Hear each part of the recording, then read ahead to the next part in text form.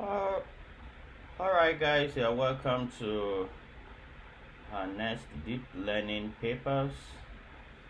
Uh, Today we shall be looking at a paper titled The Lottery Ticket Hypothesis Finding Sparse Trainable Neural Networks. And this is published in ICLR 2019, and if I'm correct, I think it's the best winning paper. And something interesting is happening. If you look at this other paper too, published in ICLR 2016, which is decompression, which works on network pruning too, also happens to be the best published paper in that year, and the work is closely related. All right. But today, let's look at this. What essentially this work is about is when you train neural networks, the normal way you train a neural network, whether it's a convolutional neural network or fully connected neural network, whichever one, this work says that there is a sub-network, one or more, that can do exactly the same as the bigger original network is doing. That's just the whole summary of the work. So there is a smaller network that can actually do what the bigger network is doing. So in a network, there is a sub-network that can do as much as what the bigger network is doing in accuracy, comparable, in number of iterations, comparable. It even says that it can even be trained faster than the original network. And when you look at computer science in general, especially in the field of formal language theory, when you talk about DFA, deterministic finite automata, and NFA, non-deterministic finite automata, you will discover that you can design a state machine that perform a particular function. In formal language theory, we say it accepts a particular language. Now, we can design another state machine, another automata that has smaller number of states and smaller number of connections that will do just exactly the same thing as the bigger automata will do. So, but the problem is when you are designing a state machine or design an automata, for human, it is easier to think of the bigger one, the one that has more number of states, more number of connections, to reason that way, to be able to design the network. Then after you have designed that, that means inherently in that there is a lot of redundancies, there's a lot of unnecessary states and connections and transitions in that architecture. But then that's the best way, that's the easiest way for us to think about modeling the problem, solving the problem. When you now look at the architecture that you have designed in the automata theory, you now begin to see, oh, I can match 2-3 states together and replace it with just one state. And this connection, instead of routing it through this, I can route it this way more efficiently, and you don't have any loss of performance. It does exactly the same thing. That's what is happening here as well. Okay. Another intuition that I personally saw in this work, comparing it, even reading this other paper, which we'll discuss at another time, is that it gives me an understanding of why rectified linear unit happens to work more than the sigmoid function. If you are used to the activation functions, you will know that after you have done your weight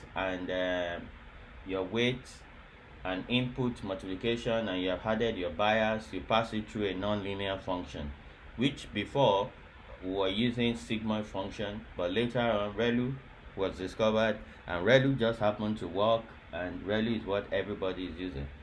Now, if you look at ReLU, what ReLU does is that it takes the output of that function, that wx plus b, and it passes through a function that takes the max. It takes the max, that is, it returns the value if it is 0, if it is greater than or equals to 0, and if it is less than 0, if it is negative, it just returns zeros.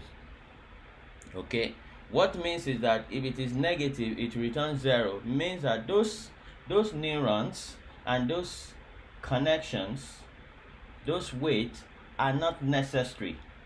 They are not necessary. They are just redundancy. They're just occupying memory. They are just giving us unnecessary computations. So by eliminating those weights and those neurons, you essentially now discover that we can even do well with them. Without them, we can do well without those neurons and those weights. I hope it makes sense. The same thing is also applicable when you look at dropout.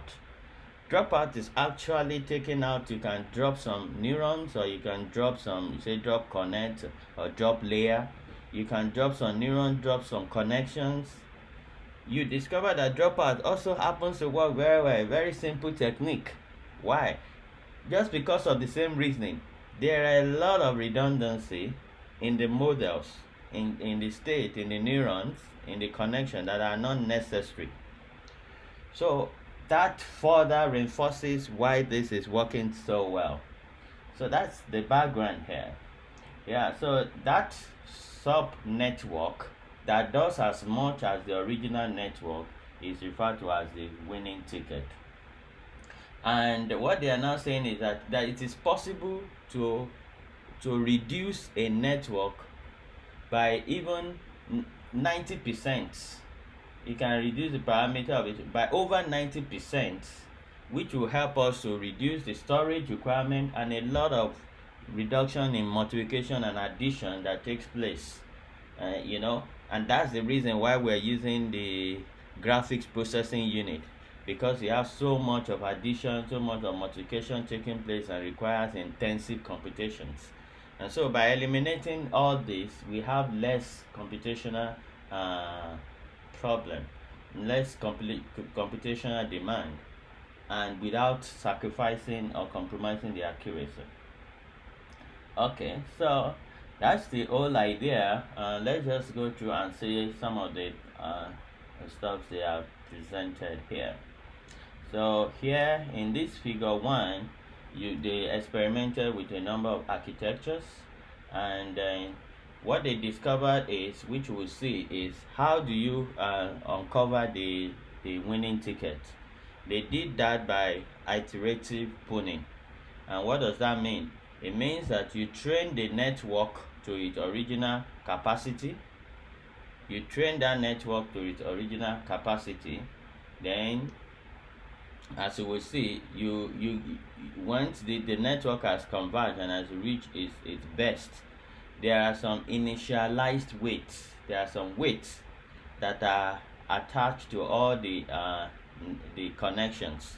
So they discovered that those weights are very important to the winning ticket. So that's the idea. So if you prune and you reinitialize your pruned network, your winning ticket, with the performing initialization, then the network performs as well as the original network. We'll soon see that. So in this figure 3, you have the percentage of weight remaining and early stop iteration. So here, this is LeNet.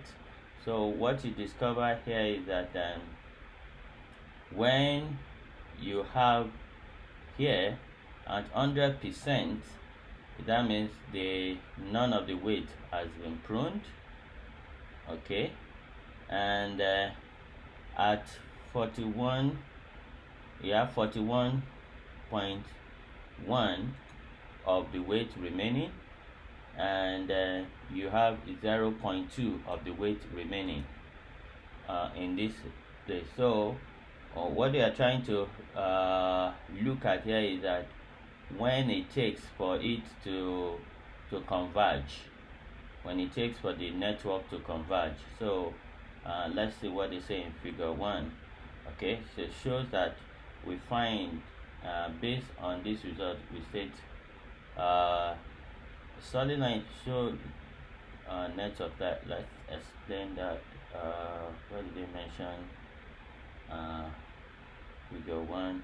Okay, the iteration at which early stopping will occur and the test accuracy at that iteration is on the right for the linear and conform 6 architecture. Okay, figures 2 showed when trained starting at various sizes. That's why a randomly sampled sparse network. Solid lines are the winning ticket. Okay, let's look at figure 2. Let's look at figure 2. Be able to see that better in figure 2. Okay, so this is what figure 2 is saying. So we have the solid line is when we don't have any pruned parameters at all. That is, the weight are not pruned at all. That is the blue solid line. Now what we discover is that when you are pruned, when the number of weight remaining is 51.3, that is this orange, you see that it performs better on the test accuracy than the blue. And even when the percentage is, the remaining weight is like 21.1, still did perform better on the test accuracy than the previous two. Alright, so and you see here when it is 7.0, when it is 7.0 that is remaining, although it performed less compared to when it was 21.1, but it still did perform better than the original network. That's the one in blue. That's our baseline. It is when it is 3.6 of the weight remaining. Tell me, at this point about over 96% of the weight has been pruned. That's a lot. It is when it is 3.6% remaining of the weight that it has the same comparable performance with the blue, with the original 100%. And when it is 1.9%, when 1.9% of the weight is remaining, you see that that is when the performance now degrades compared to the blue. Okay, so that's what these are saying. So the 51.3, this one is showing that when you reinitialized. Okay, now let's compare this one, this and this. That is like the orange and the pink. That is what is showing. This is the orange, and then the other one is the pink.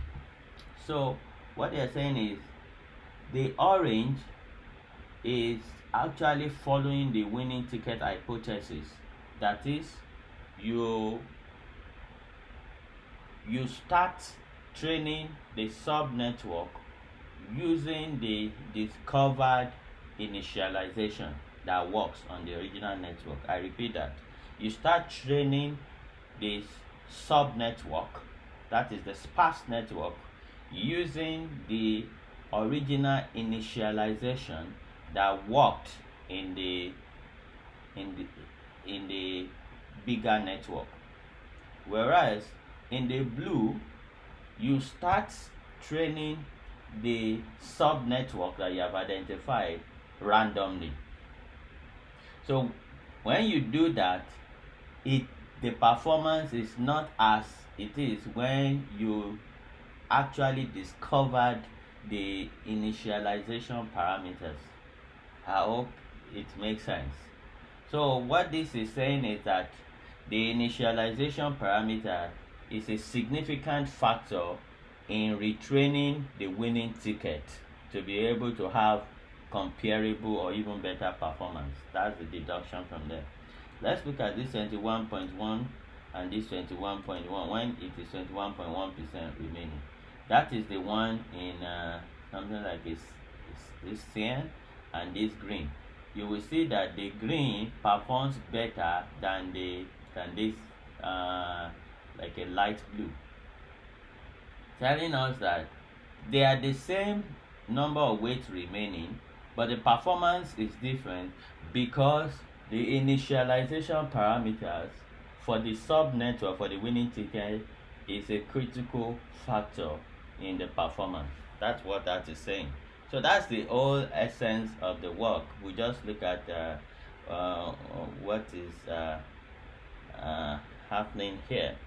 So the contribution is we demonstrate pruning occurs training subnetworks that reach test accuracy comparable to the original network and in the same number of iterations. Okay, that's what this is actually, this figure is trying to show in figure 1. I was trying to explain before. What they are trying to say is that showing the number of iterations that it actually perform. So this is the original network, and they showed as when it is 100%, it stopped training at around this place. That is less than 20k, close to it stopped training earlier. But by the time the number of weights remaining it's around 0.2, then it takes more time for it to be able to train to convergence. That is, it takes more time. That is on the original. That's what they are trying to say here. But so that's what that is saying. Then you see the same thing also here in the convolutional ones when it is 100%, and here when it is 1.3% of the weight remaining, you can see that it takes longer on this blue and this orange before it reaches convergence, but on this blue it still reaches convergence early enough. That is, the model is able to train to convergence, not taking so much number of iterations. That's just what this is trying to explain. This and this is trying to explain, and this is trying to explain the accuracy at early stop. Okay, so this is saying that when it is 100%, then the accuracy is the same. When it is like, let's say 2.9% of the weight remaining, you see the accuracy of the randomly initialized decrease. That's the one we randomly initialize. The accuracy decrease, but the network, that the winning ticket network, you see that the accuracy still remains the same, relatively the same. That it is only when you get to about 1.2% of the weight remaining that you begin to see the significant diminishing. Say, let's say like around over 2.9. That is when you begin to see a significant degrade in the performance of the winning ticket on the accuracy. So this shows the accuracy, and this shows how long it takes to train. Okay, based on as you continue to prune. I hope this makes sense.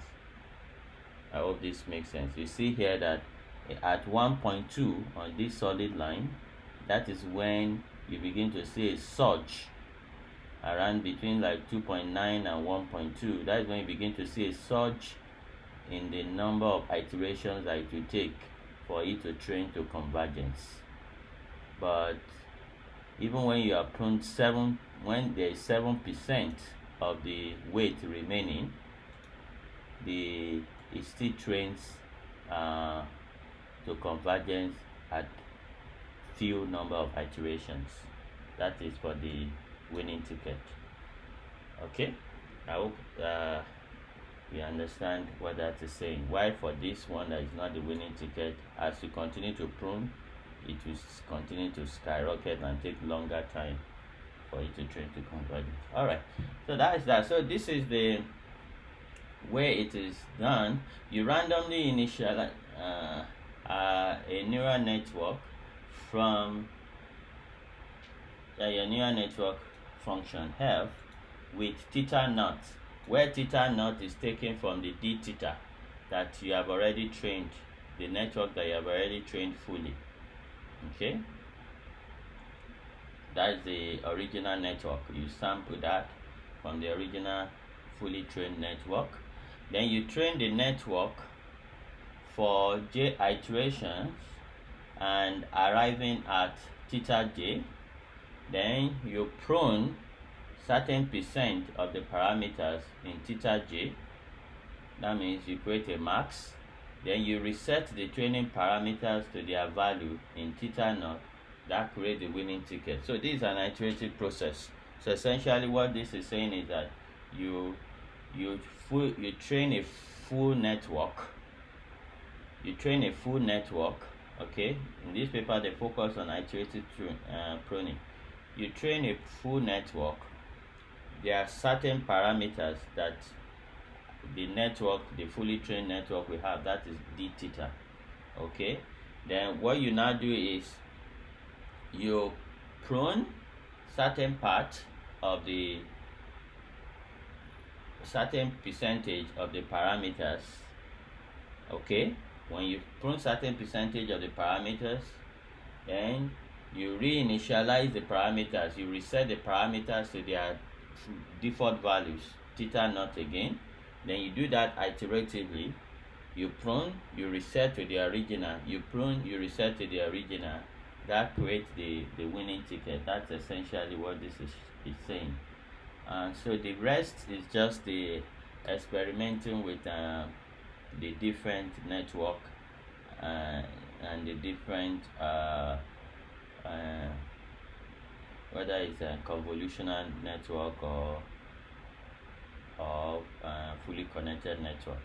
And they discovered that when the network is very big, they don't have the same pattern, but to get the same pattern of performance, they need to do some learning rate warm-up. You need to do some learning rate warm-up to be able to have the same. So this is the performance on linear architecture, which we have seen before. This is how the percentage of sparsity is calculated. To measure the importance of random initialization, they did the experiment on that to see how much the random initialization contributes to that. So early stopping, how long it takes before it converges. So just the same thing, and this is accuracy. So you see when does the accuracy begin to drop, right? So one shot pruning makes it possible to identify winning ticket without this repeated training. Okay, so that is randomly initializing, find the winning ticket. But the problem is iterative pruning will learn faster and reach higher test accuracy at smaller network. Alright, so this is winning ticket in convolutional network, just following the same pattern as the fully connected network. Alright, that's been a lot said there, and I hope I've been able to explain one or two things that contribute to the research community on this paper. You let us know what your comments are. We appreciate your likes if you have benefited anything from this, and see you in the next one. Thank you for listening.